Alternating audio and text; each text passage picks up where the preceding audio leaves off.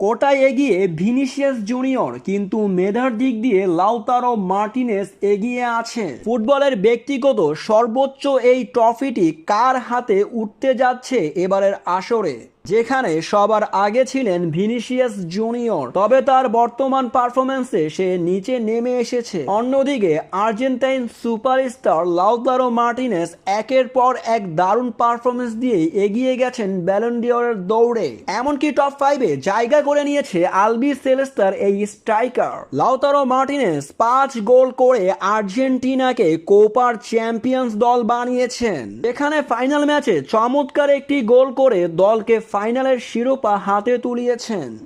অন্যদিকে Vinicius junior ছন্দহীন পারফরম্যান্সে ব্রাজিলকে Copa America থেকে বিদায় নিতে বাধ্য হয়েছে। ভিনিসিয়াসের ক্ষেত্রে চিত্রটা খুবই ভিন্ন, যেখানে চ্যাম্পিয়ন্স লিগের মতো আসরে ভিনিসিয়াস জুনিয়র তার জাদুকরী পারফরম্যান্স দেখিয়েছেন পুরো বিশ্বকে। তার বড় অবদান ছিল সেই চ্যাম্পিয়ন্স লিগে রিয়াল মাদ্রিদকে কাপ জেতাতে। তাই তো ব্যালন ডি'অরের দৌড়ে ভিনিসিয়াস জুনিয়রকে এগিয়ে রাখবে তারা, কিন্তু লাউতারো মার্টিনেজের বর্তমান পারফরম্যান্সে সে এগিয়ে আছে ব্যালন ডি'অরের দৌড়ে।